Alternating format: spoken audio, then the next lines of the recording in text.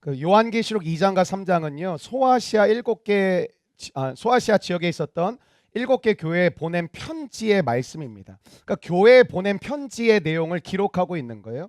소아시아는 지금의 터키 그리스 지역입니다. 특별히 터키 지역입니다. 터키 지역에 있었던 7개 그 소아시아 지역에 있었던 에서, 버두, 사빌라, 오늘 첫 번째 교회인 에베소 교회에 보냈던 하나님이 주셨던 말씀을 좀 나누길 원하는데 2절과 3절 말씀 다시 한번 읽어보실까요? 2절과 3절 말씀입니다. 시작. 내가 내 행위와 수고와 내 인내를 알고 또 악한 자들을 용납하지 아니한 것과 자칭 사도라 하되 아닌 자들을 시험하여 그의 거짓된 것을 내가 드러낸 것과 또 내가 참고 내 이름을 위하여 견디고 게으르지 아니한 것을. 여러분, 하나님은 우리를 평가하시진 않지만 우리에게 우리의 상태가 어떤지를 알려주세요. 그러니까 신앙이라는 건 내가 하나님께 살아가는 게 신앙이잖아요. 근데 문제가 뭐냐면 신앙을 내가 평가한다라는 거죠. 나 요즘 좋아, 요즘 안 좋아, 요즘 괜찮은 것 같아, 안 괜찮은 것 같아, 요즘 잘하고 있는 것 같아, 못하는 것 같아. 그건 우리가 평가할 수 있는 게 아닙니다. 그러니까 신앙생활이라는 건 신앙이라는 것은 하나님 앞에서 살아가는 거잖아요. 하나님께 드리는 것이기 때문에 신앙의 평가를 굳이 한다고 말씀을 드린다면 하나님이 우리의 신앙을 평가하시는 분이시지 우리가 우리 자신의 신앙을 평가할 수 있는 것은 아니라는 것이죠. 오늘 하나님이 에베소 교회를 향해서 그들의 그 신앙의 모습을 진단해 주시고 어떤 면은 평가해 주시는 거죠. 이게 진단해 주시고 쉽게 얘기하면 피드백을 해 주시는데, 여러분, 사람이 발전하고 변화되기 위하여 되게 중요한 게 있대요. 사회학자나 심리학자가 모두가 공통적으로 마음을 모으는 게 한 가지인데, 그게 뭐냐면 사람은 피드백을 받아야 성장한다라는 거예요. 그러니까 요즘 우리의 관계가 굉장히 느슨하잖아요. 그리고 이렇게 관계가 별로 깊지가 않잖아요. 또 여러분에게 싫은 소리 하는 거 되게 다 싫어하시잖아요.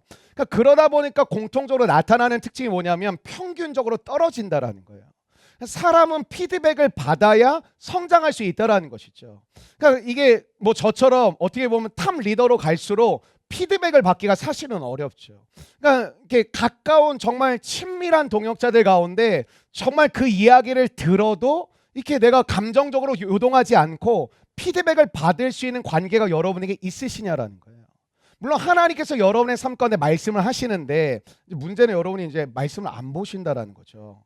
피드백을 받으셔야 되는데 오늘 하나님은 에베소 교회를 향해 피드백을 하시는 거예요. 일단 되게 좋은 칭찬이 되게 많았습니다. 너희들은 이단들이 그 시대에 너무 많았는데 이단들과 싸워서 진리를 수호하는 교회였다. 또 두 번째는 너희들 오래 참을 수 있는 교회였다. 여러분, 열매가 맺어지지 않는 특징이 뭘까요? 오래 참지 못하면 열매는 맺을 수가 없습니다. 근데 이 에베소 교회의 장점은 무엇이었냐면 오래 참은 교회였어요. 오래 참다 보니까 뭐가 있었을까요? 믿음의 열매라는 것들이 맺어지게 되었다라는 것이죠.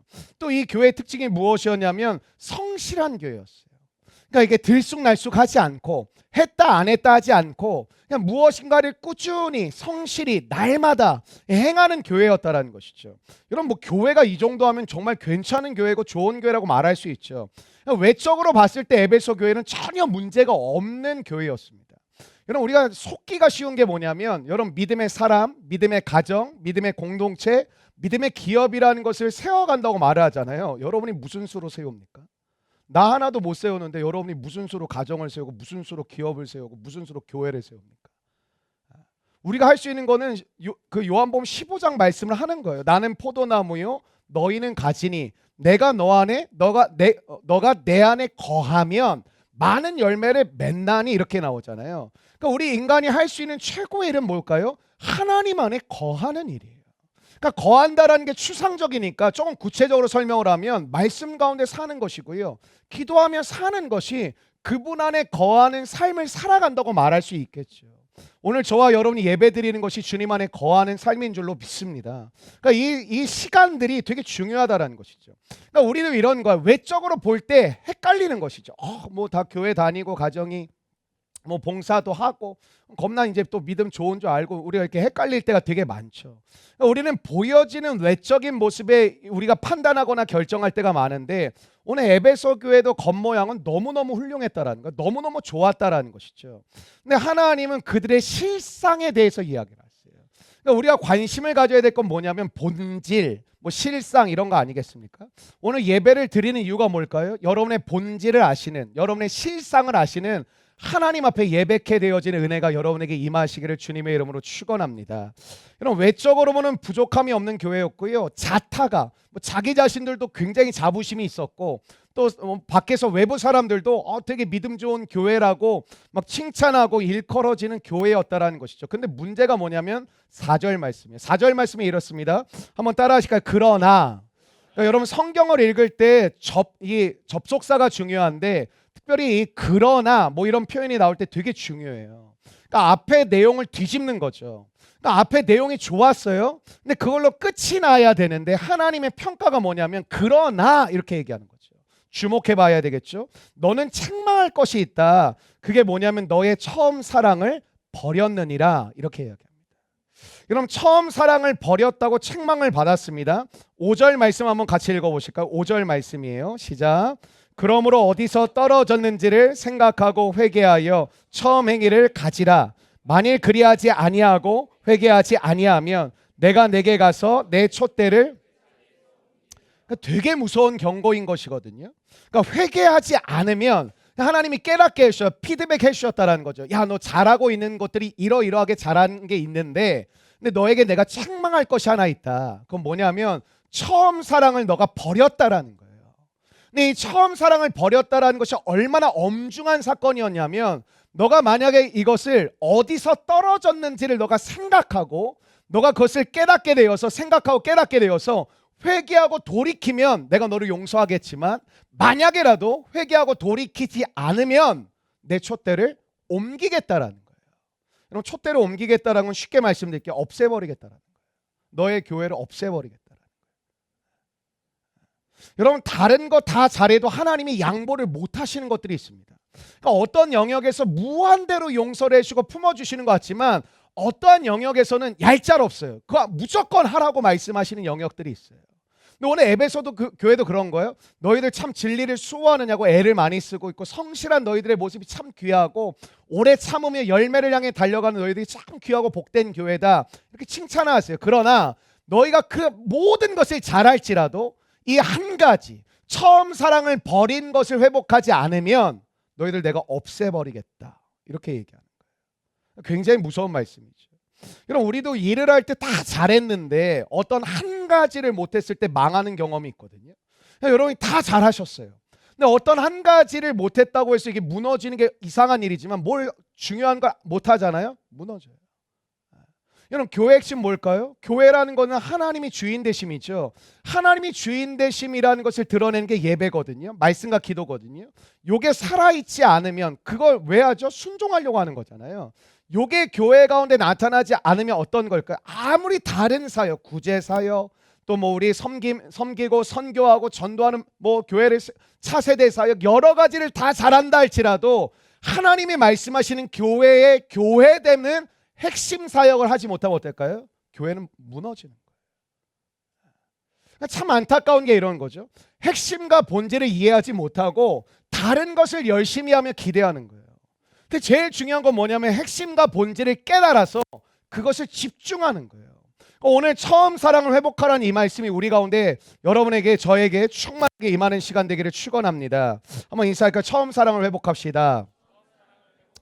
여러분, 주님의 책망은 무엇이었죠? 처음 사랑을 회복하라, 처음 행위로 돌아가라, 이런 말씀이었어요. 처음 사랑을 회복하라는 말씀이 무슨 뜻일까요? 에베소 교회가 영적으로 한때 엄청나게 뜨거웠다라는 것이죠. 엄청 뜨거웠다라는 거예요. 그들은 어떤 교회보다 하나님을 향한 사랑으로 불타올랐던 교회라는 것입니다. 근데 어느 순간에서부터 문제가 생기기 시작했다라는 거예요. 외적으로는 문제가 없는 것처럼 보였어요. 오래 참죠. 성실하게 교회를 세워가죠. 이단과 싸우며 진리를 수호하고 있죠. 그러니까 외적으로는 전혀 문제가 없어요. 여러분처럼 주일 성수하시죠. 헌금 생활하시죠. 봉사를 하고 선교를 다녀요. 외적으로는 전혀 문제가 없어 보일 수 있는 것과 마찬가지라는 거예요. 근데 안으로 들어가 보니까 그들에게는 주님과 관계가 어그러져 있다라는 거예요. 겉으로 봤을 땐 전혀 문제가 없고 잘하는 것처럼 보였는데, 한꺼풀 벗겨서 안으로 들어가 봤더니 문제가 잔뜩 있더라는 거. 어떤 문제였죠? 처음 사랑을 버렸다는 거, 하나님과의 관계의 문제가 있었다라는 것이죠. 이런 문제 중에 문제가 뭔지 아세요? 뭐가 문제인지조차 인식하지 못하는 것이 가장 큰 문제입니다. 이런 거 나는 잘하고 있어. 나는 자부심도 있어. 난 괜찮다고 생각을 해. 라고 여기지만 내 안에 문제가 일어나고 있거든요. 근데 그게 문제인지조차 인식을 못하는 것이죠. 아마 이 자리에 말씀을 들고 예배를 드리면서 찔리는 부분이 반복해서 찔리는 분들이 계실 거예요. 어떤 부분에 찔려. 근데 여러분이 어떤 분들이 이런 분들이 있어요. 의도적으로 그냥 그거를 덮고 가. 그냥 무시해. 굉장히 위험할 수 있어요. 아마 여기 계신 분들은 자기 신앙에 대해서 뭐 말들은 그렇게들 안 하시죠. 뭐 전 부족합니다. 연약합니다. 늘 이런 식 이따위로 얘기를 하지만 속으로는 나름대로 다 자부심을 가지고 계실 것 같아요. 나는 금요일에도 예배 드려. 나는 사역을 몇 년째 하고 있어. 나는 큐티 하루도 안 빼먹고 하고 있지. 근데 중요한 건 뭘까요? 내 신앙에 대해서 내가 평가할 수 없다니까요. 내 신앙에 대해서 피드백해 주실 수 있는 분은 내 신앙을 받으시는 하나님밖에 없어요. 성경에 나오잖아요. 누가 평가해요? 하나님 평가해요. 착하고 충성된 종아, 악하고 게으른 종아. 여러분 셀프로 하세요? 착하고 충성된 종아. 주일날 사역 마치고 집에 가면서 착하고 충성된 종아. 여러분 마태복음 7장 21절을 잘 아시죠? 한번 자막을 통해 같이 읽어보실까요? 시작. 나더러 주여 주여 하는 자마다 다 천국에 들어갈 것이 아니요. 여러분 나더러 주여 주여 하는 자는 천국에 들어갈 것이 아니다. 근데 이 뒤에 나오는 내용이 뭐냐면 주님의 이름으로 우리가 선지자 노릇하며 그게 무슨 뜻이냐면 말씀을 전했다라는 뜻이거든요. 주님의 이름으로 귀신을 쫓아내기도 했고 주님의 이름으로 많은 권능을 행하기도 했던 우리인데 주여 주여 하는 자마다 천국에 못 들어간다는 게 무슨 말씀이십니까? 라고 얘기를 하는 거죠. 근데 주님 뭐라고 단호하게 얘기하냐면 내가 너희를 도무지 알지 못하니 나에게서 떠나가라는 거예요. 저에겐 두려움이 있습니다. 천국에 갔을 때 우리 조이풀교회 식구들 다 만날 수 있을까? 그게 제가 가지고 있는 두려움이에요. 그래서 목회를 열심히 하고 있는 거예요. 근데 뭐 다른 걸 다 떠나서 구원을 얻는 것이 우리가 예수를 믿는 가장 중요한 부분이니까. 제가 어제 우리 조이풀 아카데미 하면서 그런 얘기 했는데 여러분 성경에 그리스도인이라는 단어는 2번밖에 안 나와요. 근데 제자라는 단어는 269번 정도 나오거든요. 그러니까 여러분 예수님이 너 그리스도인이 될래라고 부른 적이 한 번도 없어요. 사도행전에 보면 예수를 너무나도 잘 믿었던 초대교회 신자들을 향해서 안 믿는 세상의 사람들이 그들을 조롱하듯이 불렀던 게 그리스도인이었어요. 근데 그게 문화적으로 정착을 하면서 지금 현대인들은 특히 우리나라는 그리스도인, 크리스천이라는 단어를 엄청 많이 쓰지 너 제자야? 너 예수님을 따르는 사람이야? 이런 말 잘 안 쓰잖아요. 너 그리스도인이야? 크리스천이야? 이렇게 묻지 너 예수님 제자야? 약간 이단 같잖아요. 근데 성경은 예수님은 한 번도 그리스도인을 불렀던 적이 없어요. 제자를 부른 거죠. 제자를 불렀다라는 건요 보통 맨정신으로 따라갈 수가 없어요. 여러분 베드로와 안드레가 어부였잖아요. 어부인 제자들에게 예수님이 찾아오셔가지고 나를 따르라 5음절의 한 문장의 말씀을 하셨을 뿐이에요. 근데 주님을 만났다라는 것이 무슨 느낌인지 우리는 우리는 직접 만난 건 아니지만 육체를 가진 예수님 만난 건 아니니까. 근데 그들이 뭘 하냐면 배와 그물과 가족을 버려두고 예수님을 따라요. 그러니까 신앙의 첫 출발이 뭐였냐면 모든 것을 버려두고 따라요. 왜냐하면 그분을 만났을 뿐인데 삶의 주인이 바뀌었다라는 거예요. 그걸 느꼈다라는 거예요. 여러분 우리가 아무나 다 재산을 팔고 어디를 따라가진 않잖아요. 가족을 다 뒤로하고 누군가를 따라가진 않잖아요. 근데 제자가 된 너희들 내 제자가 되리라. 이제 너희가 물고기를 낚는 어부가 아니라 사람을 낚는 어부가 되게 하리라는 새로운 사명을 주시죠. 그 사명을 주신 주님 앞에 그들이 첫 번째로 했던 반응은 버려두고 따르는 거예요. 근데 우리는 이렇게 전도하죠. 야 천국 가야 되지 않겠냐? 야 내가 그래도 영생은 얻어야 되지 않겠냐? 야 너 죽어서 지옥은 가면 안 되잖아. 야 그래도 그리스도인은 되어야지. 우리는 마치 그리스도인이라는 것이 신앙의 기본적 단계라고 생각을 하고 여러분들처럼 조금 은혜를 좀 받아가지고 이 평일에도 예배를 오기 시작하고 평일에 말씀을 보기 시작하고 훈련을 받기 시작하고 전도를 하고 선교를 하기 시작하면 그때부터 사람들이 얘기하는 거예요. 각 교회 목회자나 리더들이 이제는 조금 더 내려놓고 조금 더 포기하고. 우리 교회 간사들도 그런 거예요. 어디까지 포기해야 되냐는 거 다요. 그게 원래 성경에서 얘기하는 제자예요. 그렇게 다 버려두고 따라갈 때 그분이 채우시고 그분이 먹이시고 그분이 마시게 하시고 그분이 입히시는 것을 경험할 수 있는 거예요. 근데 우리는 안 버려두고 따르잖아요. 그러니까 먹이시는지 몰라요. 상여금을 받아야, 보너스를 받아야 뭐 도와주시나 보다 이 정도 느끼는 거지. 내 힘으로 산다고 생각하지 하나님이 내 삶의 모든 것을 주관하셔서 나를 먹이시고 계시고 입히시고 계시고 마시게 하고 계시고 살게 하신다라는 걸 우리는 사실 믿지 않아요. 왜? 모든 걸 버려둔 적이 없거든요. 개척교회 목사전 개척을 왜 안 하려고 할까요? 개척교회 목사도 사실은 쉽지 않은 거, 개척교회 멤버가 된다는 건 사실 쉽지 않은 거거든요. 왜요? 맨 땅으로 가는 거거든요. 아무것도 없는 곳으로 가겠다라는 거거든요. 나도 뭐 멤버들도 다 얼떨결에 한 것 같아. 정신을 차리고 보니까 학원에 있네. 근데 그 경험을 대부분 해보지 않는다라는 것이죠. 그러니까 여러분이 헌금을 할 때도 다 계산을 하고, 시간을 헌신할 때도 다 계산을 하고, 여러분의 인생을 드린다고 말은 하지만 다 계산을 해서 내가 할 수 있는 만큼 하지, 하나님이 나에게 말씀하신 만큼 하는 경우는 드물다라는 거죠. 자꾸 그렇게 압박이 들어오면 우린 뭐라 그러죠? 지금 저는 못 감당할 것 같아요. 내려놓을게요 라고 얘기하죠. 우리의 삶이 사실은 성경과 굉장히 거리가 먼 이유가 뭐냐면 출발 자체가 달라요. 우리는 그래 이런 거 요즘은 저는 그렇게까지 신앙생활 하고 싶진 않고요.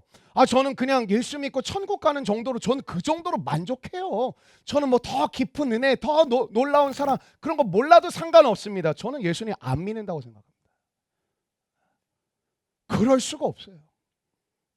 예를 들면 여러분을 사랑하는 뭐 친구나 가족이나 누군가가 막 계산하면서 여러분과 관계를 해간다고 하면 어떨까? 굉장히 신물이 나겠죠. 짜증이 나겠죠. 계산하는 게 너무 보이니까. 친구라고 하는데 막 다 계산해. 교회 동역자로 하는데 다 계산하고, 자기한테 유익할 때만 막 붙고 아니면 떨어지고. 이런 성도들 가운데 우리 교회도 그런 여기 되게 많거든. 뒤집어지셨던 분들 대단했어요. 처음 와서 은혜 받고 불 받고 열심을 내기 시작하는데 막 금요일날 부르지도 않았는데 막 청소할 때 찾아오고 막 청소를 하고 뭘 도울 게 없냐고 얘기하고 예배 막 오기 시작하고 봉사하고 겸손하고 어디든 빠지지 않고, 그 사람 없으면 막 교회가 안 될 것 같아. 은혜는 그 사람만 다 받은 것 같아. 뭐 은혜가 그냥 진공청소에 글로만 들어가. 근데 시간이 지나면서 어떻죠? 계시죠? 슬슬 뒤로 물러서고, 슬슬 눈치를 보기 시작하고, 올 수 있는데 안 오고, 할 수 있는데 안 하고, 가끔 빠지기도 하고 나중에는 아예 보이지 않아요. 여러분 한 달, 두 달, 1년, 2년 헌신 못하는 사람 거의 없습니다. 은혜 받으면 대부분 합니다. 중요한 것은 무엇일까요? 시간이 지나도 변함없이 하나님 앞에 나아가는 사람, 그런 사람이 여러분이 되시기를 축원합니다. 여러분 에베소 교회에 대한 주님의 책망을 제가 조금 여러분이 알아듣기 쉽게 번역을 해드린다면 이런 것 같아요. 너희들이 머리로만 신앙생활을 하고 있더라는 거예요. 너희 신앙생활은 몸으로 하는 거거든요. 이런 헌신이라는 거는 몸신자를 써요. 그러니까 몸을 드리는 게 헌신이에요. 마음을 드리는 게 헌신이 아니라 몸을 드리는 게 헌신이에요. 드릴 헌자에 몸신자를 써요. 하나님께 내가 헌신합니다 그러면 몸을 드리는 거예요. 그건 뭘까요? 내 삶에 둘러싼 모든 것을 드린다라는 거예요. 여러분 마음을 드린 건 되게 쉬워요. 저도 주님을 사랑해요. 저도 다 할 거예요. 더 주님이 부르시면 저도 다 달려갈 겁니다. 이 말을 하는 건 누가 못합니까? 그 마음을 표현하는 건 어렵지 않죠. 근데 여러분이 그 마음을 표현한 만큼 몸을 움직인다라는 건 다른 싸움이에요. 그러니까 에베소 교회 교인들이 어느 순간부터 마음이 식어가기 시작하고 그들의 가슴이 식어가기 시작하는 거예요. 신앙생활 하다 보면 시간이 흐를수록 여러분이 아는 것이 조금씩 많아지시고 경험이 쌓이고 모든 것이 익숙해지죠. 저는 익숙하다라는 것이 참 좋은 일이라고 생각합니다. 왜냐하면 익숙하다라는 것은 자연스러워지는 것이니까요. 그러니까 여러분이 예배를 드리는 게 늘 새롭지 않기를 바랍니다. 찬양 어떻게 불렀더라? 뭐 이러면 서로가 골치가 아픈 거죠. 근데 익숙해지는 게 문제일 때도 있다라는 것은 기억하시라는 것이죠. 왜? 익숙해지는 것이 꼭 성숙해지는 것은 아니거든요. 여러분 익숙해지면 지금까지 해왔던 그 익숙함으로 하기 시작하는 거예요. 그러니까 여러분 주일날 여러분 마음 가운데 긴장감이란 게 있으세요? 뭐든지 처음에 할 땐 긴장감이 있어요. 처음 선교를 갈 때, 처음 사역을 할 때, 처음 봉사를 할 때, 처음 만나서 관계를 가질 때는 우리가 다 긴장감이란 게 있죠. 그러니까 익숙해진 게 좋죠. 3년이 됐는데도 막 서로 막 인사하고 이러면 서로 이제 불편하죠. 근데 그 긴장감이 사라진 건 좋고 자연스러워진 건 좋지만 여러분 그냥 익숙하게 하고 계시진 않네요. 그게 매너리즘이에요. 직장, 여러분의 신앙, 여러분의 관계, 모든 것. 제가 되뇌이는 것 중에 하나가 뭔지 아세요? 내가 더 친밀하고 내 가까이 있는 사람에게 소중히 해야지. 때로 안 될 때가 많아요. 왜 밀접하게 사역을 막 많은 내용들을 얘기하고 하다 보면은 정말 나한테는 너무 소중한 사람인데 안 하는 인간한테는 내가 막 친절하게 해주고 막 하다 보면 때로 막 얘기하게 되고 막 여러 가지. 근데 계속 되뇌이곤 있어요. 내 가장 소중한 동역자에게 내가 가장 소중히 여겨야지. 왜냐하면 익숙해지거든요. 여러분 익숙해지면 찾아오는 게 뭐냐면 마음은 식어지고요. 머리로 하기 시작해요. 그게 뭐냐면 신앙의 형식주의. 따라하실까? 신앙의 형식주의. 여러분 신앙의 형식주의는요. 저와 여러분처럼 하는 건 다 해요. 큐티도 하고요. 심지어 큐티도 하고 개인 영성생활도 하고요. 전도도 하고요. 선교도 하고요. 다 해요. 근데 뭐가 없을까요? 생명력이라는 게 없어요. 누구를 살리질 못해요. 누구를 세우질 못해요. 자기도 서질 못해요. 무엇을 해도 어때요? 무덤덤해요. 얼굴에 기쁨이 없어요. 그러면서 늘어나는 건 뭘까요? 판단과 정죄예요. 교회 와서 점수 매기기가 바빠져. 어느 순간부터 누구는 몇 점, 누구는 몇 점, 누구는 어떻다, 누구는 어떻다, 오늘 찬양은 어떻다, 말씀은 어떻다, 기도는 어땠다. 은혜가 막 충만할 때는 그냥 받아내는 걸로 막 정신이 없고 너무 기쁘고 너무 좋고 찬양이 너무 좋고 말씀이 너무 울리고 막 너무 기뻤는데 어느 순간부터 마음이 식어지면 어떻죠? 판단하고 정죄. 앞에 있는 저희도 늘 긴장감을 가지고 잘 준비를 해야 되지만 여러분의 마음이 식지는 않았는지 돌아보시는 밤이 되기를 축원합니다. 여러분 사랑하면요. 한번 옆 사람 보시게 사랑하세요?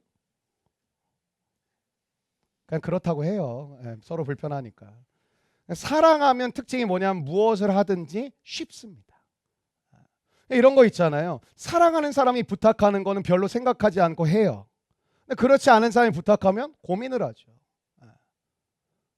오늘 끝나고 한번 해보세요. 밥 좀 사줘. 근데 고민이 많다. 안 친한 겁니다. 오히려 힘든 일에 어떻게 하냐 기쁘게 해요. 연애할 때 정신없는 애들 많잖아요. 너 집에 데려다 줄게. 갔다 다시 오빠 집에 데려줄게. 뭐 하는 짓이에요? 집에 가세요. 나중에 계속 그렇게 하기를 바랍니다. 순종하기 때문에 하나님을 사랑하는 게 아니에요. 하나님을 사랑하기 때문에 순종이 되는 것입니다. 순종을 기쁨으로 감사로 하게 된다라는 것이죠. 오늘 본문은 에베소 교회를 향한 편지 말씀이거든요. 여러분 교회가 뭐죠? 아시죠? 이제 배우신 분들은 교회가 뭐죠? 기독교 에센스 다시 다 해야겠네. 내 따름이들 여기 많은데 상태가 왜 이렇지? 교회가 뭐예요? 에클레시아 같은 소리 하고 앉았네.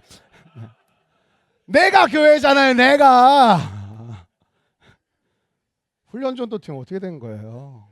끝나고 엎드려 뻗쳐 있으세요.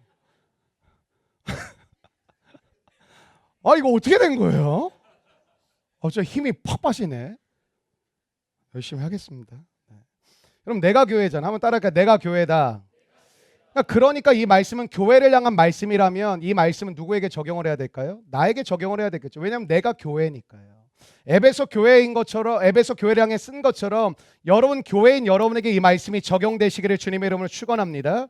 여러분 이 말씀은 깊이 묵상하고 삶으로 살아내셔야 돼요. 왜냐하면 처음 사랑을 회복하고 돌이키지 않으면 어떻다고요? 촛대로 옮기겠다고요. 없애버리겠다고요. 끝내시겠다라는 거예요. 그러니까 오늘 말씀은 약간 긴장감을 가지셔야 돼요. 처음 행위를 너가 돌이키지 않고 회개하지 않는다면 여러분 긴장감 없이 살아가셨던 분들 많죠. 내가 신앙이 좀 떨어지고 믿음이 좀 떨어진 거에 대해서 그렇게 마음적으로 그러니까 여러분의 마음 가운데 기도가 잘 나오지 않고 말씀에 대한 반응이 되어지지 않는 거에 대해서 여유롭게 생각하는 분들이 많잖아요. 처음 사랑을 여러분 회복하지 않으면 내 촛대로 옮기겠다라는 거예요. 여러분 주님은 이런 거예요. 무엇을 하고 있느냐, 얼마나 많은 일을 너가 잘 감당하고 있느냐, 얼마나 중요한 일을 하느냐 사실 묻는 적이 별로 없어요. 주님이 물으시는 건 이거예요. 너의 마음의 상태가 어떠하냐 이걸 물으세요. 그리고 그걸 확인하세요. 그냥 안 넘어가요. 마음은 없는데 그저 머리로만 섬기고 있지는 않아? 묻는 거죠.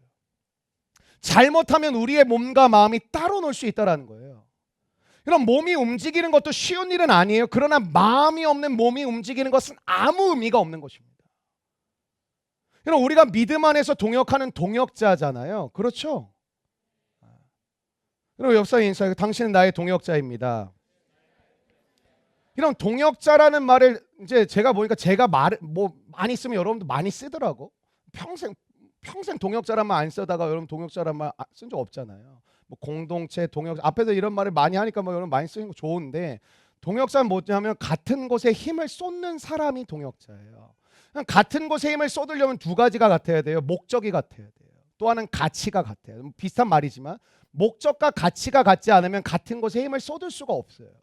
여러분 이 시대가 어떻죠? 중구난방이에요. 사방팔방으로 뛰어다녀요. 마음이 모아지지가 않아요. 가족도 마음이 안 모아지고요. 직장은 말할 것도 없고요. 교회 공동체도 마음이 안 모아져요. 희한하죠? 하나님을 믿는 건 동일한데 마음이 안 모아진 건 이상한 거잖아요. 근데 마음이 안 모아져요. 왜 그럴까요? 목적과 가치가 다를 가능성이 높다라는 거예요.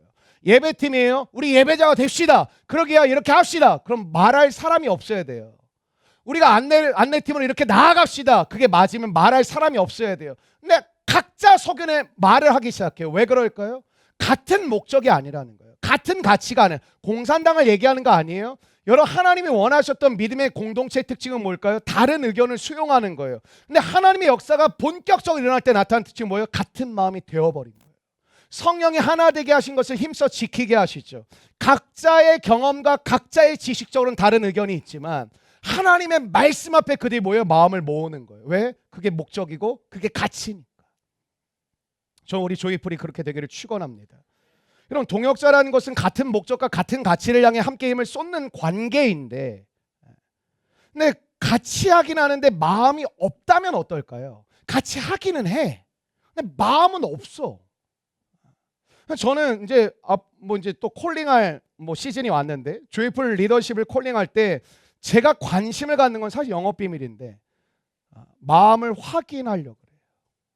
마음을 목사님 확인할 수 있나요? 확인할 수 있어요. 정말 자기가 간절하잖아요. 그럼 하지 마. 알겠습니다. 그렇게 못해요. 제가 연약하지만 더 섬기고 싶습니다. 그 태도가 나올 수밖에 없어요. 여러분 이런 사람이 있어요. 사역을 너무 잘해. 그냥 또 센스가 타고났어. 전체를 막 봐. 그리고 막 딱딱 알아서 해. 그럼 너무 함께하고 싶은 사람 아니에요? 잘 아시군요. 없어요. 우리 교회. 근데 몸의 능력은 탁월한데 놀랍게도 마음이 없는 사람이 있어요. 그럼 저는 동역하는 게 불가능하다고 생각해요. 우리 교회 리더십들에게 그래서 두 가지를 약속하고 리더십 콜링에 여러분이 순종하셨어요. 첫 번째는 예배를 드려야 된다. 금요일, 주일. 또 하나는 공동체 모든 것에 참여해야 된다. 리더는 참여하는 사람이거든요. 근데 참여하지도 않으면서 사람들 이끌어갈 수는 없으니까. 조이풀의 리더십이 됐다는 건 저는 이렇게 해석해요. 하나님을 사랑해야만 가능하다고 생각해요. 일찍 못 와요 그러면. 그게 뭐죠? 마음이 있다라는 거 아니겠습니까? 그럼 저는 몸을 움직여 예배하고 공동체에 참여하는 거는 어려운 일이 아니라고 생각해요. 왜? 하나님을 사랑하는 마음이 있으니까. 이웃을 사랑하는 마음이 있으니까. 이런 마음이 있으면 몸이 움직이는 건 어렵지 않아요. 마음이 없는데 몸을 움직이는 건 어떻죠? 지쳐요. 여러분 지친다 피곤한다라는 게 우리의 삶 가운데 주기적으로 찾아와요. 잘못된 건 아니에요. 근데 여러분이 너무 지치는 것이 익숙한 분이라면 여러분의 마음을 한번 살펴보시겠어요? 마음이 정말 있으세요? 여러분 사역을 하면서 불평이 많아지는 게 잘못된 거 아닙니까? 하나님을 향한 깊어지는 사랑을 고백해야 되지 않을까요? 자꾸 따지는 사람들이 자꾸 있어요. 특징이 뭘까? 마음이 식어진 거예요. 마음이 뜨거우면요 어려움을 이겨내요. 장애물을 극복해요. 삶의 원리도 같습니다. 여러분의 삶을 사랑하면 어려움을 이겨냅니다. 장애물을 극복합니다. 근데 마음이 식어지면 어떻죠? 어려움에 넘어지고 장애물에 쓰러져 버려요. 못 가는 거예요. 못 가는 거예요. 교회의 특징이 뭘까요? 어린 아이들이 너무 많다라는 것이죠. 잘하지 못한 사람들. 성장하지 않은 사람들. 그러니까 늘 어린아이만 많은 공동체다 보니 막 시끄럽고 말은 많은데 되어지는 건 아무것도 없죠. 왜? 할 수 있는 감당할 능력이 없으니까. 에베소 교회가 왜 이렇게 되었어요? 여러분, 신앙이라는 건요, 하루아침에 식어지지 않습니다. 따라하실까요? 하루아침에 식어지지 않는다. 그러니까 여러분이 인식하지 못하게 나도 모르게 서서히 식어지는 거예요. 여러분, 신앙이 식을 때 첫 번째 특징이 뭔지 아세요? 영적 센서가 나갑니다. 무슨 말이냐면 영적 감각이 나간다라는 거, 못 느낀다라는 거예요. 이게 지금 옳은지 그른지 맞는지 틀린지 영적 센서가 나가면 어떻게 될까요? 자기 중심성에 빠집니다. 그게 죄성이죠. 자기 중심성에 빠져요. 내가 좋은지 내가 싫은지, 내가 기분이 좋은지 내가 기분이 나쁜지, 내가 감당할 수 있는지 내가 감당을 못하는지. 여러분, 우리가 연약하다는 건 무슨 뜻인지 아세요? 볼 거 못 볼 거 다 봐야 성장할 수 있다는 거예요. 교회가 그런 곳이에요. 깨끗한 곳이라고 생각하세요? 깨끗함을 향해 나아가는 곳이에요. 이런 한국 교회가 이 증세가 너무 심해요. 폭풍처럼 밀려왔던 부흥의 시대가 사라지는 이유가 무엇일까요? 갈망하는 거, 목말라 하는 게 완전히 바뀌었어요. 여러분에게 질문 드릴게요. 무엇을 원하세요? 여러분, 우리는 사랑하는 걸 원해요. 돈을 좋아하는 사람은요, 돈을 생각하는 것 자체가 그냥 기쁨이에요. 하나도 어렵지 않아요. 그냥 묵상이 돼요. 왜? 사랑하니까. 스포츠를 좋아하는 분들은요, 뭐 춥건 덥건 상관없어요. 손흥민이 영국에 있을 때 그렇게 우리나라 사람들이 영국에 가는 관광객 숫자가 늘었다 그러잖아요. 또 LA로 갔으니 또 LA 또 엄청 막 유니폼이 막 20만 원, 30만 원 한대요. 그러니까 상관없는 거예요. 그거를 지불하는 게 어렵지 않은 거예요. 내가 사랑하니까. 여러분, 이웃을 향해 손을 내미는 거, 하나님께 헌금을 드리는 게 어렵다면 여러분, 헌금을 왜 못해가 아니에요. 왜 못 나눠가 아니에요. 마음을 돌아보셔야 돼요. 여러분, 이런 거예요. 마음이 식어도요, 다 믿긴 믿어요. 하긴 해요. 근데 그 안에 들어가 보면 뭐가 없다고요? 마음이 식어져 있다고요. 처음 사랑이 사라져 있다.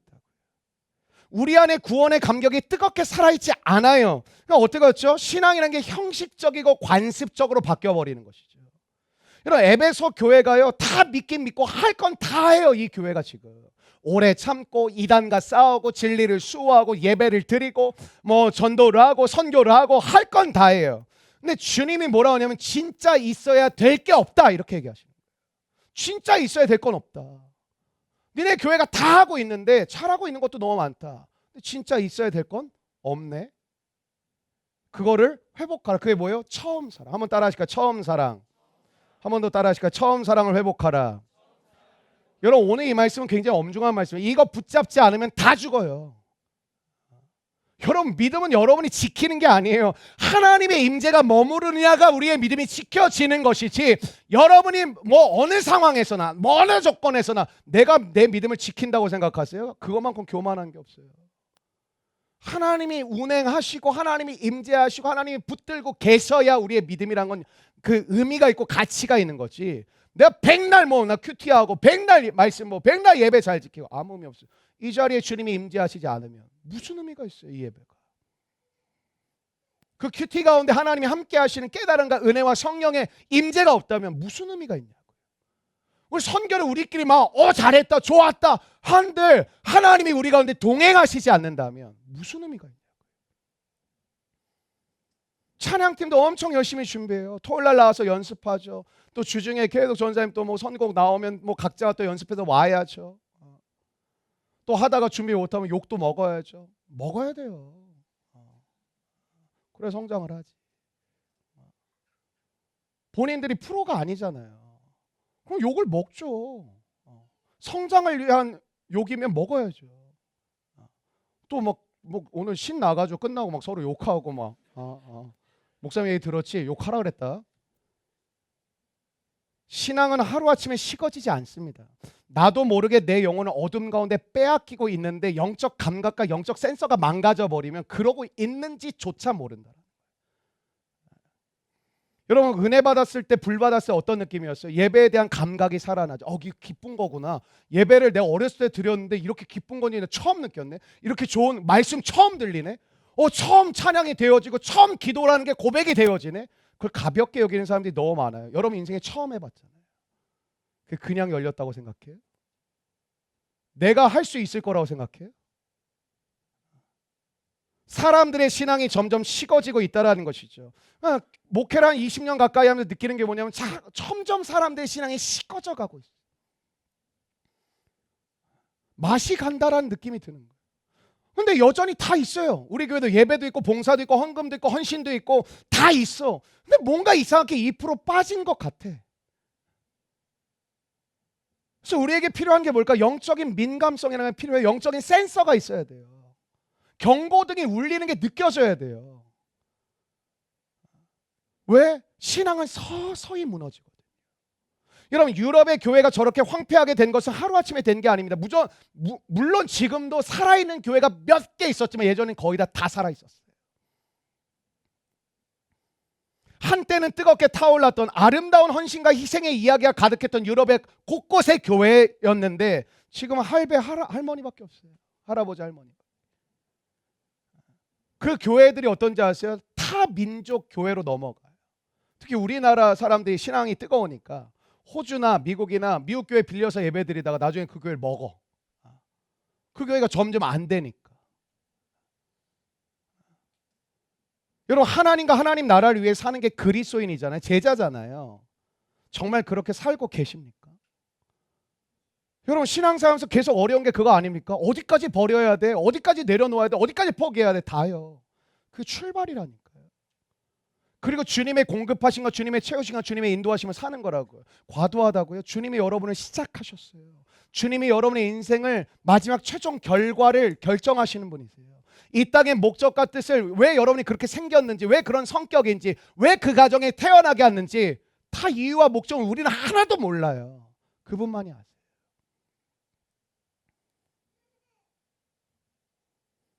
여러분 어느 순간에서부터 예배에 대한 기대감이 없이 나와 앉아있지는 않으세요? 구원의 감격에 빠졌을 때, 주님과 첫사랑을 회복했을 때, 그 뜨거운 열정이 불탔을 때, 우리 교회도 뒤집어졌을 때 눈빛부터 달라요. 주일을 기다렸다고 얘기하더라고요. 한 주간 주일을 기다렸어요. 교회 오기만 해도 은혜가 돼요. 사람들을 보기만 해도 너무 감사해요. 근데 어느 순간에서부터인가 나도 모르게 식어져 가고 있다는 거죠. 그런 거 아세요? 은혜 안에 있으면 이게 얼마나 소중한 건지 몰라요.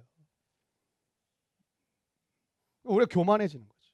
그러니까 좋은 것도 맨날 누리다 보면 그게 귀중하게 여겨지지 않는 거죠. 여러분 우리는 주일 예배 한 번을 놓치잖아요. 그럼 보름이 날아가는 거 아세요? 보름이 지나가는 거예요, 그냥. 내가 주일 예배에 진짜 은혜 받지 않으면 물론 여러분이 일상에서 은혜를 받을 수 있지만 성도의 센터에 뭐가 있어요? 주일 예배가 있어요. 우리는 주일을 중심으로 살아가는 사람들이에요. 그럼 우리의 삶 가운데 주일 예배가 살아나 있지 않다면 어떻게 살아가실 수 있다고 생각하세요? 근데 어떻게 만들어놨죠? 너무 가볍게 만들어놨죠. 뭐 드려도 그만, 안 드려도 그만. 바쁘면 못 드리고 직장 무조건 걸리면 그건 무조건 못하는 거고 사업 걸리면 무조건 못하는 거고. 여러분 예배의 은혜를 받고 일주일을 사는 거 아닙니까? 일주일 동안 여러분이 사망의 음침한 골짜기를 다닐 때도 많지만 주일날 왔을 때 부활을 경험함으로 다시 살아나는 게 주일 예배거든요. 정말 주일 예배는 중요한 것이죠. 일상에서도 은혜를 받지만 주일날 센터에는 은혜가 없는데 일상에 은혜가 있다고요? 전 불가능하다고 생각해요. 아니면 겁나 교만한 사람. 주일날 예배의 은혜를 받고 그게 이어지면서 삶의 모든 영역에 은혜로 덮여지는 거예요. 근데 성도가 주일에 은혜를 못 받아. 그럼 일주일이 아니라 보름이 지나가 버린다니까요. 우리의 영혼이 죽고 사는 문제가 이 자리에 있어요. 여러분 예배를 드릴 때는 좀 마음가짐을 더 집중하세요. 더 깨어서 예배를 드리세요. 이게 그냥 여러분의 삶 가운데 좋은 깨달음을 주고 삶의 길을 열어주고 그 정도 따위가 아니라 내 영혼이 죽고 사는 문제가 내 삶의 생사가 달린 문제가 예배 가운데 일어나는 줄로 믿습니다. 여러분 찬양을 불러도 별 감동이 없어지기 시작하는 것이죠. 우리 장년들 아시겠지만 찬송가 405장 뭐 405장 하면 딱 나와야 되거든요. 사실은 나 같은 죄인 살리시. 거의 이건 그냥 눈물을 흘리게 만드는 목회자의 의도가 다분한 선곡이거든요. 오늘 울리고 싶다 405장. 옛날엔 다 울었어요. 나 같은 죄인 살리심 부르면서 그냥 끝났어요. 반주가 어떻건 세션이 얼마큼 있건 상관없어요. 싱어가 얼마나 잘 부르면 상관이 없어요. 그냥 이 가사의 고백을 부르면 그냥 모든 성도들은 이 말씀 앞에 십자가의 은혜 앞에 겸허한 은혜를 받았어요. 주님의 임재가 임했어요. 그러니까 뭔지 모르겠지만 이곳에 뭔가 우리를 임하고 있다는 느낌을 받는 것이죠. 여러분, 예배의 은혜가 사라진 이유가 뭔지 아세요? 예배를 드리고 있는 사람들의 마음이 너무 산만해요. 예배를 드리는 사람들의 마음이 하나가 되어서 하나님께 올려드려야 되는데 예배를 드리는 사람들의 마음이 각기 다 달라요. 이런 예배도 차원이 다른 거 아세요? 마음이 열려져 있는 사람들 몇 명과 딱 예배 드리잖아요. 찬양 한 소절 부르면 끝나요. 이런 고백이나 오늘 예배는 끝났다. 또 어떤 예배는 마음을 모으는데 30분 1시간이 지나도 마음이 모아지지 않는다고 느껴지는 예배들이 있어요. 아무리 앞에서 말씀을 막 전하고 찬양을 하고 기도를 인도하는데 이 자리에 있는 사람들의 마음이 모아지지가 않는구나, 그걸 느끼는 예배가 있어요. 여러분, 요즘 현대 교회 예배가 어떨까요? 산만하죠. 1시간짜리 예배 덜렁 5분 늦건 10분 늦건 20분 늦건 상관없고 말씀 중간에 들어오건 끝날 때 들어오건 상관없이 예배 그냥 들어가서 발을 찍고 나오면 예배를 드렸다고 생각하는 예배 정도니까. 그런 예배를 드리는 대다수의 사람들이 마음을 모아서 예배가 드려지겠습니까? 그곳에 하나님의 임재가 있겠습니까? 하나님의 말씀이 들려지겠습니까? 하나님을 향한 찬송이 내 영혼의 깊은 곳에서부터 올라오는 그 찬양이 드려지겠습니까? 제가 갈망하는 예배가 있어요. 진짜 마음이 열린 사람들과 예배를 드리고 싶습니다. 사실 제가 몇 년 전부터 고민했던 게 리더십들하고 한 분기에 한 번 정도 예배를 드릴까 지금 생각을 하는데 계속 그렇게 잘 못했었는데, 물론 리더십이라고 이제 뭐 그런 탐지가 있었으면 좋겠어. 쭉 들어오는데 빨간색 삐삐 하면 막 마음 이상한 저기 회개의 방 만들어가지고 영호 보고 지키라 그러 회개 될 때까지. 그러니까 기도를 해도 형식적인 거죠. 했던 말 또 하고.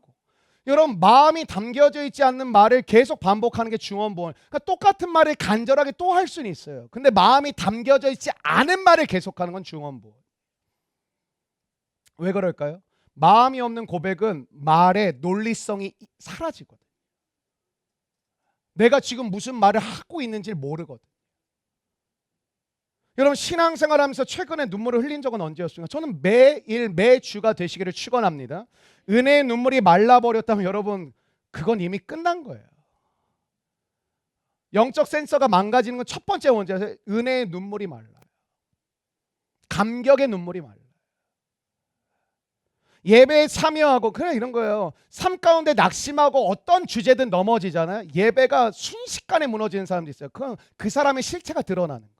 막 기도하는 사람이 기도를 못해. 막 찬양을 기쁘게 하던 사람이 찬양을 못해. 그 사람은 실체예요.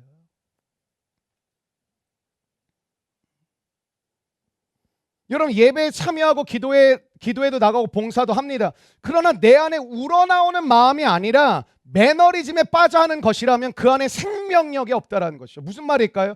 여러분의 봉사와 여러분의 사역은 하나님께 영광이요, 사람에게는 사람을 살리고 세우는 믿음의 하나님의 역사의 통로가 되어야 될 줄로 믿습니다.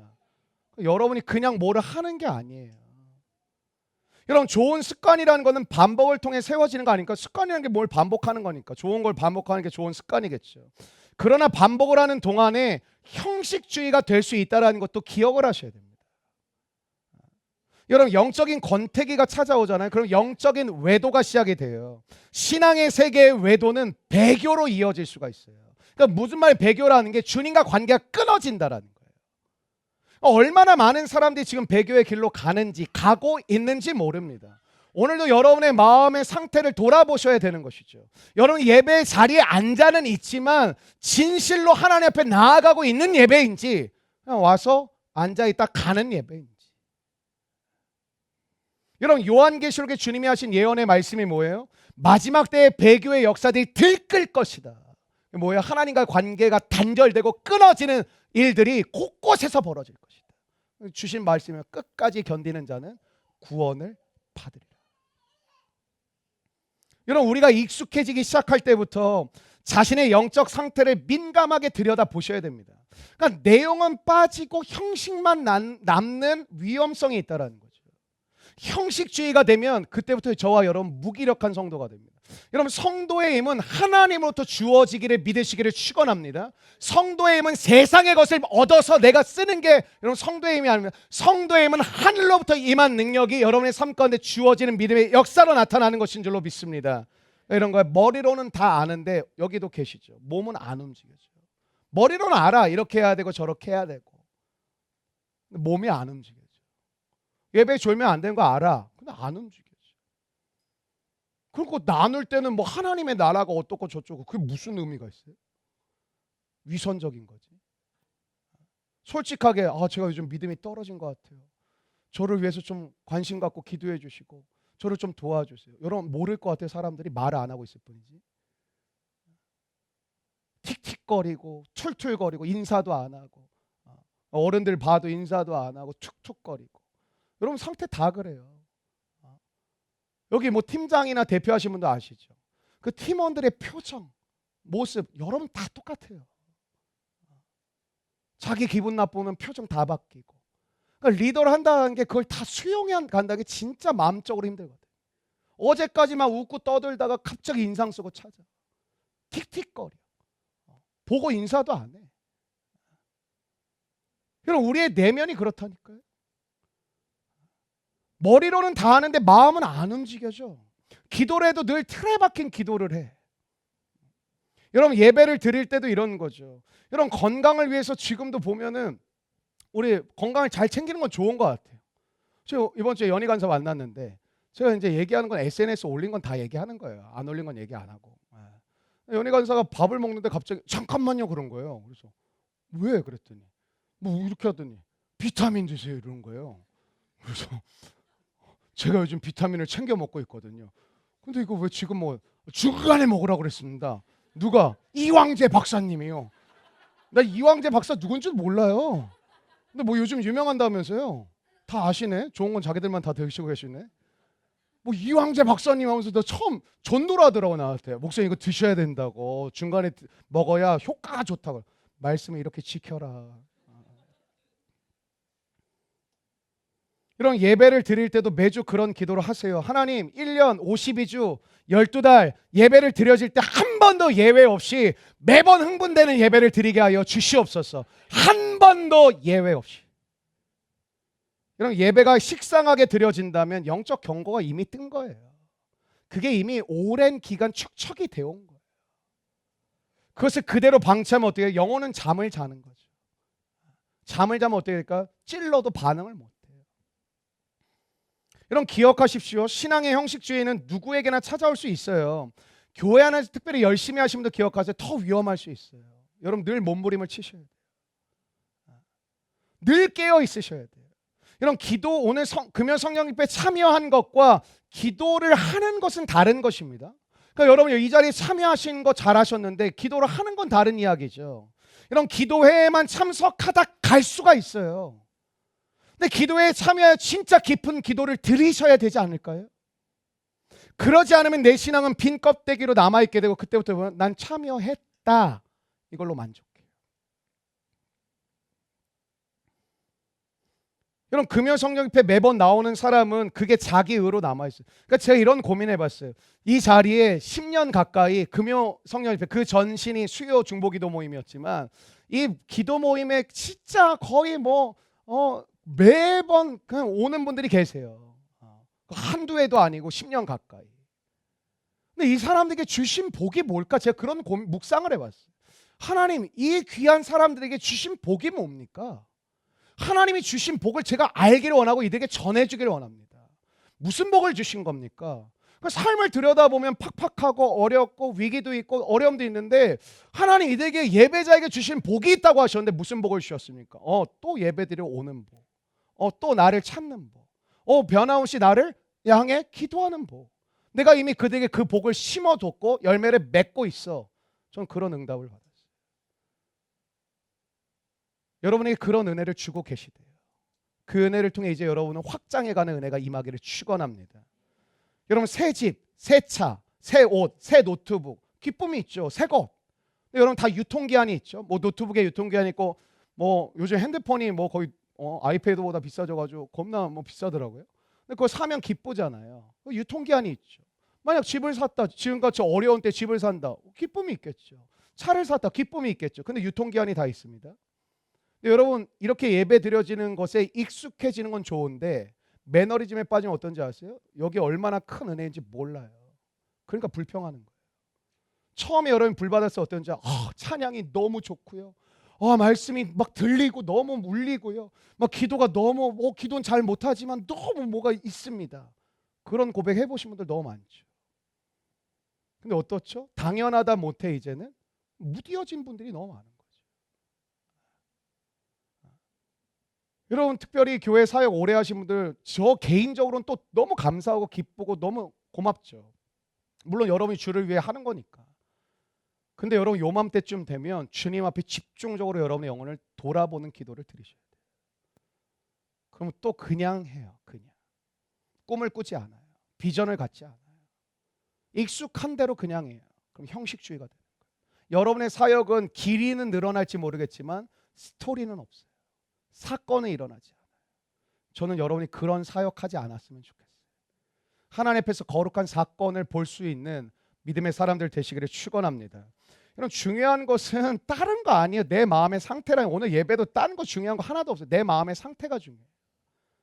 하나님에 대해서도 마찬가지, 그분은 변함이 없으시다니까요. 그분은 늘 동일하시다라니까요. 문제는 내가 갈팡질팡하고 내 마음이 변화무쌍한 거예요.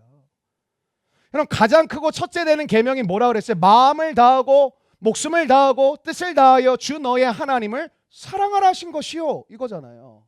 하나님은 한 번도 네 마음의 반만 줘도 돼, 한 70%만 주면 훌륭하다, 그렇게 말씀하신 적이 없어요. 마음을 다하여 뜻을 다하여 목숨을 다하여 주를 사랑하라 그랬어요. 여러분, 이것을 놓치면 우리는 위험해지는 거예요. 그럼 어떻게 사랑을 회복할 것일까? 이제 오늘 진단인데 1분 남았습니다. 5절 말씀에 보니까 그러므로 어디서 떨어졌는지를 생각하고 회개하여 처음 행위를 가지라 이렇게 얘기하는데, 여기 나오는 단어 중요한 게 있어요. 한번 따라할까요? 생각하고. 생각하고라는 말은 기억하라는 말이에요. 한번 따라할까요? 기억하라. 근데 뭘 생각하고 뭘 기억하라 그래요? 어디서 떨어졌는지를 생각하라. 어디서 떨어졌는지를 기억해보라는 거예요. 여러분, 대부분 우리의 신앙의 문제는 뭘까요? 영적 건망증, 영적 기억 상실증.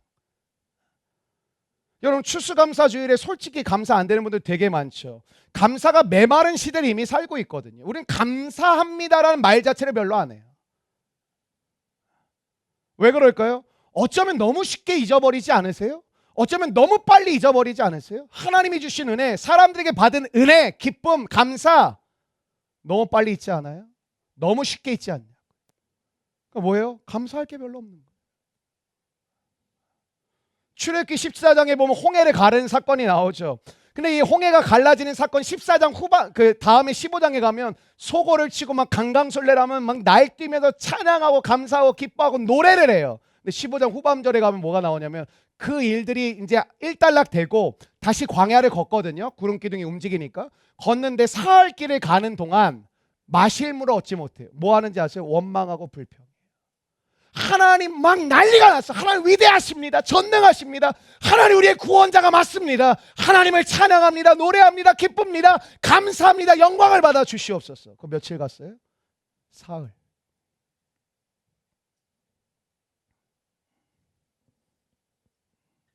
여러분, 이건 암이 나았다 정도가 아니에요. 홍해가 갈라진 거. 교통사고가 났는데 하나도 다치지 않았다, 그 정도 수준의 얘기가 아니에요. 보통 간증이 아니잖아요. 근데 며칠 갔어요? 사흘. 여러분, 우리 안에도 이스라엘 백성처럼 정말 건망증이 있어요. 영적 건망증이 있어요. 금방 마음이 변하는 것이죠. 감사라는 영어 단어가 뭐 땡스잖아요. 뭐 think라는 생각이라는 단어랑 비슷하죠. 누가 감사할까요? 생각하는 사람, 기억해내는 사람. 그럼 믿음의 동역자에게 기쁘고 감사한 마음이 있어요? 생각하고 기억해 내셔야 돼요. 왜? 너무 빨리 잊어버리거든요. 너무 쉽게 잊어버리거든요. 여러분, 1년 중에 한 주일이라도 내가 정말 영적 회복을 위해서 시간을 낸다, 이게 거의 불가능한 시대가 된 것 같아요. 옛날에는 수련회가 일주일짜리 수련회가 있었어요. 제가 대학생 때. 수련회가 일주일이에요. 마지막 순서가 뭔지 아세요? 주일 예배. 마지막 프로그램 주일 예배. 금식도 엄청 많이 했어요. 그럼 가만히 생각해 보세요. 우리가 받은 은혜가 한둘인가? 기억해 내세요. 내가 구원을 받다니, 내가 이 자리에 있다니, 내가 하나님의 자녀가 되었다니, 내가 선교를 간다니, 내가 사역을 한다니. 혹시 구원의 은혜를 잊어버리고 살고 있지는 않습니까? 나를 구원하시기 위해서 하나님의 아들 독생자 예수 그리스도를 십자가에 죽이시기까지 나를 사랑하셨던 그 하나님, 나 같은 죄인 살리신 그 은혜 놀라워. 저는 오늘 이 밤 회복의 역사가 여러분과 저를 덮으시기를 주님의 이름으로 축원합니다. 여러분, 우리는 매일 넘어지고 매일 죄를 짓고 매일 쓰러집니다. 그래서 중요한 게 있어요. 날마다 회복을 경험하시기를 주님의 이름으로 축원합니다. 날마다, 매일. 여러분, 우리가 언제 넘어지냐면요, 영적인 집중력을 잃어버릴 때예요. 간단해요. 인풋대로 아웃풋이 나가는 거거든요. 여러분, 재테크에 대한 유튜브 영상 집에 가서 한 1시간만 보잖아요. 돈이 그냥 저절로 묵상합니다. 여러분, 삶이 분주하고 영적인 공격들이 너무 많아요. 그래서 우리는 많이 무디어져 있어요. 예를 들어 볼게요. 돈 버는 것에 대해서 여기 관심 안 가는 사람 누가 있을까요? 노후에 대해서, 뭐 자녀 교육에 대해서, 취업에 대해서 엄청나게 민감하게 반응들 하시죠. 그러나 하나님과의 관계에 있어서는 민감성이 없다라는 거예요. 무감각한 거예요. 돈이 없는 건 죽으려고 하는데 기도가 안 되는 건 뭐 그럴 수 있지. 여러분, 일주일이라도 기도 생활이 안 되면 무엇인가 내가 세상의 마음을 빼앗겨 있는 상태입니다. 저는 목회자이기 때문에 일주일 동안 공백기가 생기잖아요. 주일날 완전히 망하는 거예요, 그냥. 목회가 힘든 것 중에 하나가 매 순간 긴장하고 안 살 수가 없는 거예요. 긴장을 놓으면 그냥 주일날 망하는 거예요. 때론 뭐 저도 전사님도 힘들죠. 힘들고 어렵고 매너리즘에 빠지고 형식주의에 빠질 때도 있죠. 내 마음에 감동이 살아나지 않을 때도 있죠. 그럼 엎드려야 되는 거야. 하나님, 내 영혼을 살려주세요. 불쌍히 여겨주세요. 살아나지 않으면 그냥 다 망가지는 거예요. 여러분들도 마찬가지예요. 영적으로 식어져 있으면 삶의 온갖 문제, 온갖 시험 다 드는 거예요. 그러니까 문제를 이길 힘이 없으니까 문제에 빠지는 거고, 시험을 이길 힘이 없으니까 시험에 드는 거예요. 여러분, 다윗이 밧세바 사건이 일어났을 때가 그냥 우연히 돌발적으로 일어난 충동적 사건이라고 생각을 하세요? 아니에요.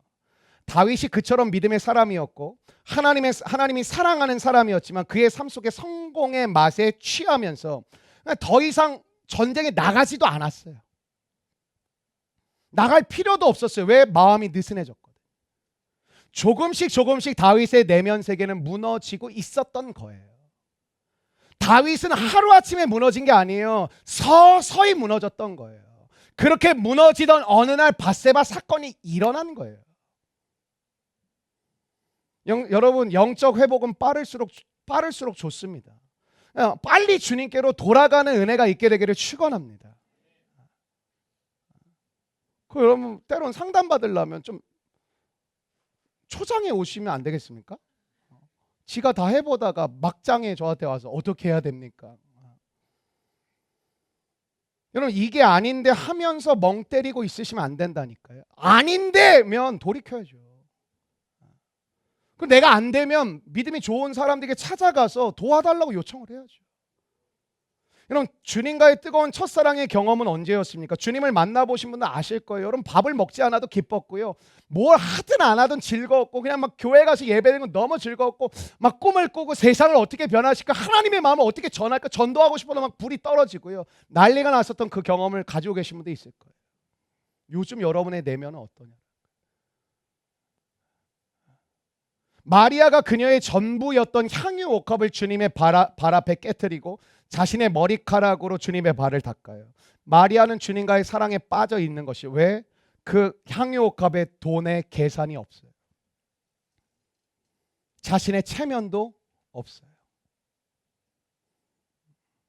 삭개오를 보십시오. 주님을 만나자마자 흥분합니다. 그리고 알아서 회개를 해요. 자신의 재산의 절반을 다 나눠주겠다. 토색한 거 거짓으로 한 것들 4배나 갚겠다. 거의 미쳤습니다. 기뻐 뛰며 춤을 추며 집으로 모시고 들어갑니다. 복음을 만난 하나님의 사람들을 늘 그랬다라는 것이죠.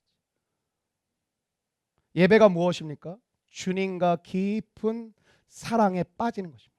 기도가 무엇입니까? 주님과 사랑의 깊은 접촉을 하는 것입니다. 주님과 사랑에 빠지면 모든 것이 신이 납니다. 여러분, 주님과의 사랑의 회복이 일어나게 되기를 주님의 이름으로 축원합니다. 첫사랑으로 돌아가게 되시기를 축원합니다. 주님은 우리와 사랑의 교제를 나누시기를 원하십니다. 우리는 그분의 임재 안에 즐거워하는 경험을 반드시 하시기를 축복합니다. 여러분, 신앙생활 시시한 거 아니에요. 무덤덤하게 할 수 있는 거 아니라고요. 왜냐하면 우리 주님이 우리를 너무 뜨겁게 사랑하시기 때문에 그래요. 여러분, 첫사랑을 회복하십시오. 그때 우리의 신앙의 활기가 살아나게 될 것이고 영적 능력이 그 안에서 흘러나오게 될 것이고 우리의 머리뿐만 아니라 우리의 몸도 뜨거워져서 주님과의 더 깊은 관계로 나아갈 때 온전한 순종이 시작되실 줄로 믿습니다. 우리의 신앙의 모든 영역에 놀라운 하나님의 역사가 회복되실 줄로 믿습니다. 예배 안에서, 기도 생활 안에서, 일상의 삶 속에서 주님과의 뜨거운 관계가 회복되는 역사가 이 밤에 일어나기를 주님의 이름으로 축복합니다. 식어있는 신앙이 있다면 하나님이 다시 한번 활활 타오르게 해주시기를 원합니다. 한번 따라 하실까? 하나님, 오늘 이 밤에 잠자는 영혼을 회복시켜 주시옵소서. 선포합니다. 하나님, 오늘 이 밤에 잠자는 영혼을 회복시켜 주시옵소서.